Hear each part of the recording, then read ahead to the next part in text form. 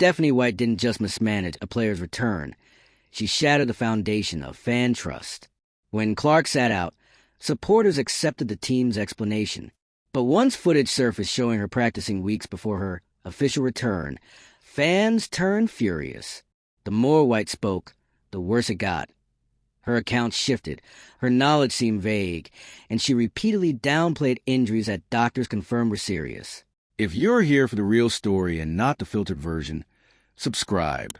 And if you're sticking around for the next meltdown, you better definitely subscribe. The turning point wasn't just a deception. It was how brazenly it played out in front of a hyper-aware audience that pieced the truth together faster than the team could adjust its story. This wasn't a PR fumble. It was a leadership failure. Clark's confirmed health status exposed the coaching staff's dishonesty, but the real damage was cultural. Fans, media, and even players now see the risks of trusting official narratives.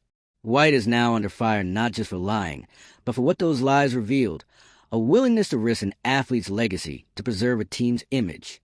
In an age where every move is documented and dissected, this kind of betrayal isn't just a mistake, it's a career-defining stain. That's the revelation that blew the lid off a quiet storm building inside the Indiana Fever's locker room and turned it into a full-blown scandal with national backlash. For weeks, the narrative was controlled. The messaging was tight. The team, led by head coach Stephanie White, insisted over and over that Clark's injury was minor, day-to-day, and that she would return soon. But none of that was true. Medical experts weren't buying it. And soon, neither were the fans. Doctors began speaking out, pointing out that the type of injuries Clark was reported to have, quad and groin strains, aren't day-to-day. They don't clear up with ice packs and optimism. These injuries typically sideline athletes for weeks. And yet, White kept repeating the same lines. That's when people started asking harder questions. Why was Clark missing games long after she was medically cleared? Why was her body language so relaxed in practice footage? Why did nothing about the timeline match the team's story? And slowly, the truth came out, not through a team announcement, but through the work of fans, reporters, and internet detectives. They dug up receipts, video clips, interviews, medical analysis, timestamps. A growing mountain of evidence proved one thing. Caitlin Clark had been healthy for longer than the team ever admitted. The so-called injury wasn't just overstated. It was used to manage optics, used to buy time, used to shield the team from criticism while they scrambled to stay competitive. And sitting at the center of it all was Stephanie White. Her post-game interviews were a mess of contradictions. First, she claimed the injury was nothing serious. Then it was day-to-day. Then precautionary. Then she said Clark had already been cleared, without explaining why she wasn't playing. It didn't take long for fans to connect the dots. And once they did, the backlash was instant. Social media erupted. Memes mocking White's credibility spread like wildfire.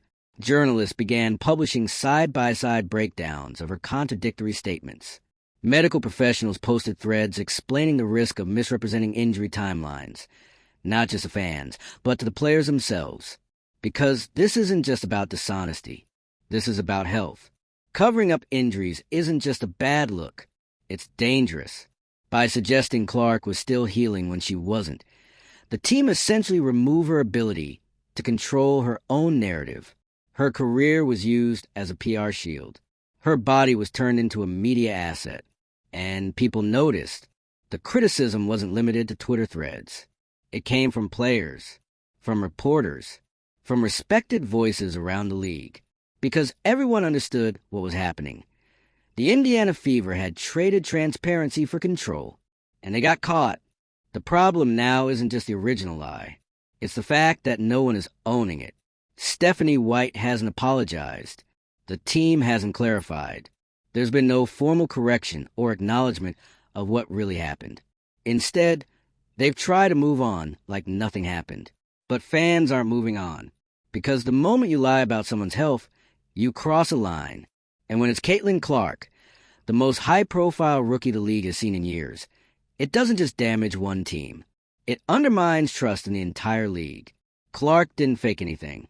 She didn't ask to be sidelined. She didn't mislead the press. She just did what she was told, while the adults in the room tried to spin a story that no longer held up. And that's what makes this so infuriating. Stephanie White had a choice. She could have been honest. She could have respected the fans and the media enough to say, "She's been cleared. We're holding her for strategic reasons." Or, "She's fine, but we're being cautious." Anything close to the truth. Instead, she chose misdirection. And now, her credibility is gone. People aren't just questioning her judgment. They're questioning her leadership. Because if you're willing to mislead the public about something this basic, what else are you willing to hide?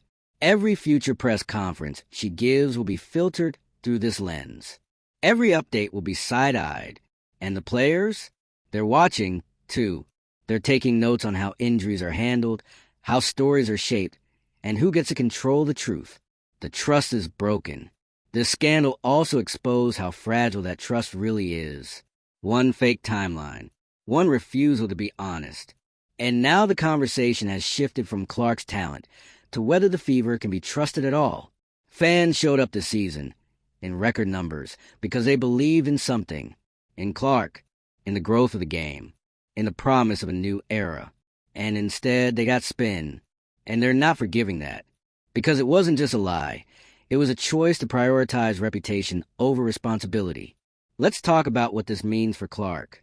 Thankfully, her health is intact. That's the one piece of good news. But the way the situation was handled, that's now a permanent part of her narrative. She was used to protect the team's image. That stain doesn't wash off easily. And if that's what happens to someone with Clark's spotlight, what happens to a player with less media protection? Less social reach? Less leverage? That's where this story stops being about one athlete and becomes a warning about the entire system. Because this isn't an isolated event. It's a symptom. Other teams have done it. Other coaches have stretched the truth. Other players have been sidelined precautionarily when the real reason was politics, contracts, or strategy. The difference is, this time they got caught. And the blowback has made one thing clear.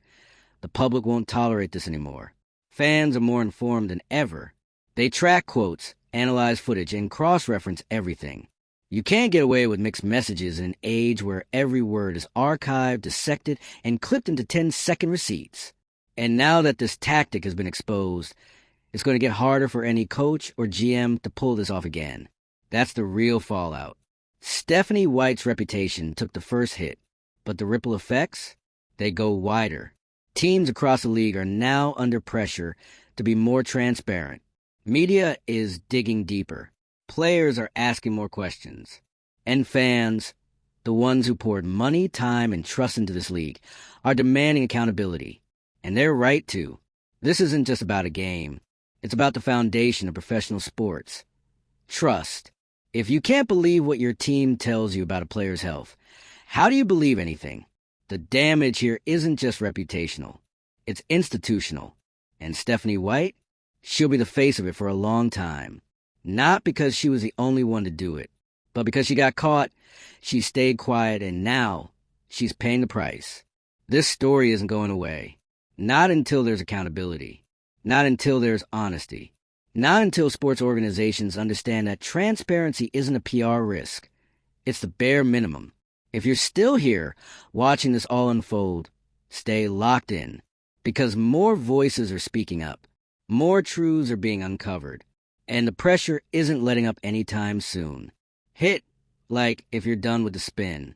Drop your take in the comments if you've lost trust in the Fever's leadership. And subscribe if you're following the story beyond the scoreboard. Because this saga, it's far from over. Let's be absolutely clear. Caitlin Clark didn't ask for any of this. She didn't fake anything, didn't exaggerate, didn't play into the drama. She followed protocol. She showed up.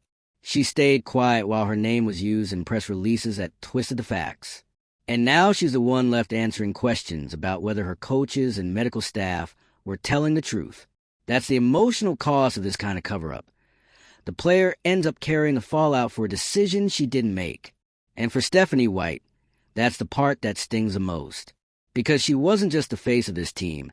She was supposed to be its protector, its stabilizer, the adult in the room. And instead, She became the spokesperson for a strategy that prioritized playoff hopes over player truth. The internet has receipts, and they're damning. People have compiled interviews where White's stories shift from "she's doing well" to "we're being careful" to "she's not cleared yet," even after Clark had been spotted fully participating in shoot-arounds.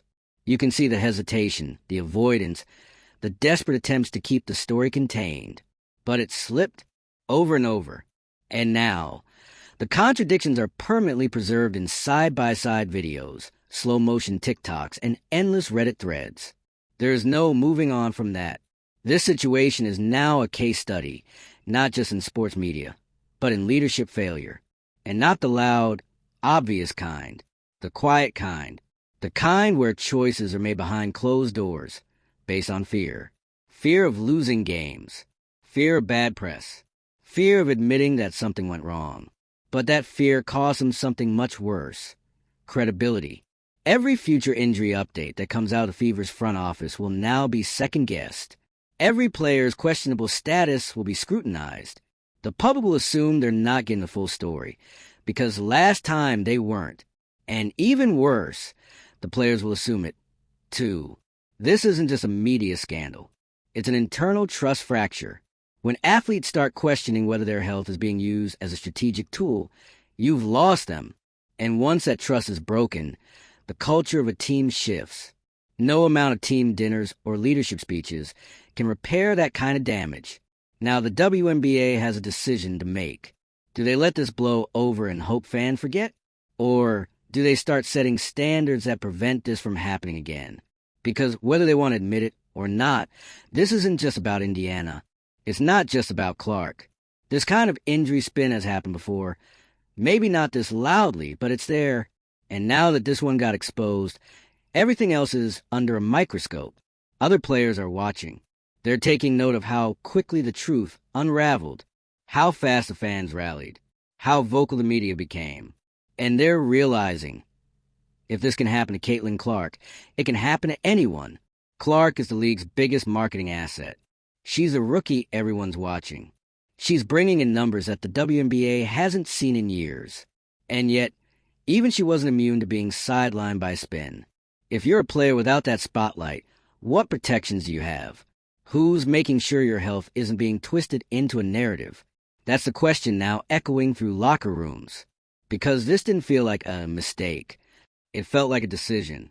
A coordinated, intentional PR strategy. One that relied on Clark staying quiet and fans staying loyal. But both of those things crumbled the second people started doing their own research. The problem with lying in the age of digital receipts is that the truth doesn't fade. It resurfaces. It's clipped, time-stamped, and spread across platforms until it can't be ignored anymore. Stephanie White might have underestimated how invested people are in Clark's story. Or maybe she didn't think it would matter. Maybe she thought, people will move on once she's back. But what she didn't account for was that trust doesn't reset just because the player is healthy. It only resets when the people responsible own what they did. And so far, no one has. There's been no apology, no accountability, no real explanation. Just awkward quotes and a lot of shrugging through post-game pressers. That silence, that refusal to acknowledge the full scope of what happened, is what's making this worse. Because fans want to forgive. They want to support the team. They want to focus on the game. But they can't do that when they feel like they were lied to and that the people who did it aren't even willing to admit it. The WNBA built this season around Caitlin Clark's rise. They promoted her every step of the way, highlighted her in campaigns, plastered her across billboards. And now, in the middle of the biggest controversy of her early career, the league has stayed eerily quiet. It's a bad look, and not just for Indiana. This is a league-wide moment, one that requires leadership. What fans want isn't perfection. They know athletes get hurt. They know games are strategic. What they don't tolerate is deception. They don't want to be sold a storyline that falls apart under the smallest amount of scrutiny. And they especially don't want to see a young athlete's body turned into a brand management tool. That's what this was. Not a medical decision. A marketing one. And now that have been exposed, the Fever, and by extension the league, are facing questions they didn't prepare for. Questions like, Why wasn't Clark allowed to speak for herself? Who controlled the messaging? Was she pressured to stay quiet? Were team doctors overruled? And most importantly, will this happen again? Right now, those questions don't have answers. And until they do, the damage will keep spreading. Every time Clark scores now, someone will ask, was she supposed to be playing weeks ago? Every time White talks about a player's health, someone will pull out a clip from this scandal. Every time the Fever drop an injury report, someone will check the timestamp. That's what dishonesty does. It lingers. This isn't going to derail Clark's career. She's too good, too focused, too composed. But it has changed the way her story is told. And for a league that's banking on her to carry the next era of growth, that matters. The trust between athletes and leadership is fragile. The trust between teams and fans, even more so. Once it breaks, there's no easy fix. No statement or rebrand can replace what was lost.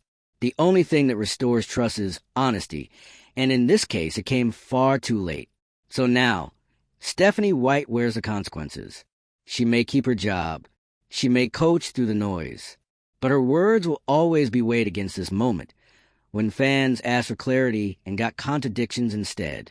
And the next time a player goes down, everyone will remember this blueprint, not as a guide, but as a warning. Caitlin Clark will move forward. The season will go on. But the lessons from this scandal aren't going anywhere. They've been stamped into every press conference, every update, every conversation about how sports teams handle the truth, and whether the WNBA likes it or not. They've been given a choice: evolve or repeat the same mistake. There's no going back from this. The Indiana Fever can try to shift focus. Stephanie White can keep doing post-game interviews like nothing happened. The league can pretend it was all a misunderstanding. But the trust that was lost? That doesn't come back with a couple of good games or a few quiet weeks. Because fans don't forget when they've been lied to, especially not about this. Caitlin Clark was the face of everything the WNBA hoped this season would be. The energy, the growth, the crossover appeal, it was all riding on her momentum. And the Fever knew that.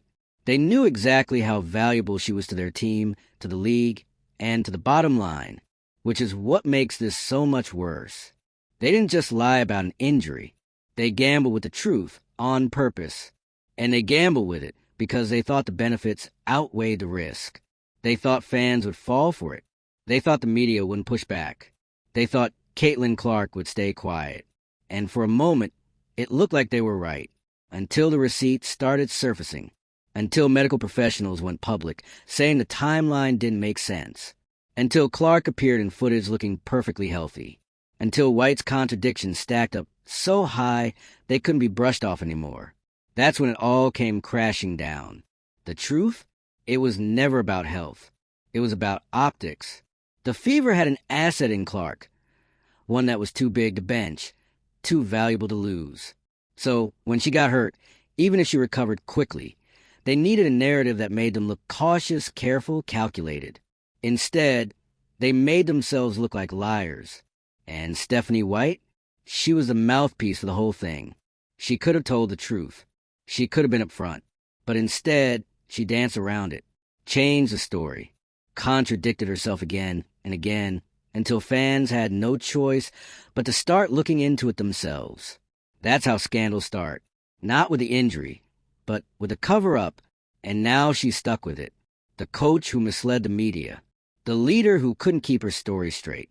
The one whose every press conference is now met with side eyes and screenshot comparisons.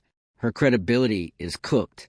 Even if she meant well, even if she thought she was protecting Clark or the team, or both, the way she handled it destroyed any chance of that narrative holding. And now her leadership is in question in a very public, very permanent way. This isn't something she can talk her way out of. Not when the fans have receipts. Not when the media has footage. Not when the timeline was exposed by people who cared enough to check. That's what makes this scandal different. It wasn't broken by a leak or a whistleblower. It was unraveled by the audience, by fans who paid attention, by viewers who didn't settle for vague answers, by people who understood that transparency isn't a luxury in professional sports. It's a requirement. And when that transparency gets violated, People react. They meme. They dig. They share clips. They expose contradictions. They care. That's the real story here. Not just a lie, but the fact that people refuse to let it slide. And it's a reminder to every coach, every front office, every PR team in professional sports. You don't control the narrative anymore. Fans do, because they're watching everything. Every press conference, every quote, every injury report. And if you twist the truth, even just a little, they will call it out, just like they did here. The Fever may still be playing games. Clark may be back on the court. But the damage to Stephanie White's reputation, it's already done. And the conversation around injury manipulation, transparency, and leadership in women's sports, that's just getting started. So if you followed this from the start, if you saw through the spin, if you felt that gut reaction that something didn't add up, you weren't wrong. You were paying attention. Like the video if you're done accepting silence as a strategy. Comment if you think sports leadership needs a full reset. And subscribe if you're here for the accountability the leagues won't give you. Because this was just one chapter. There's more coming.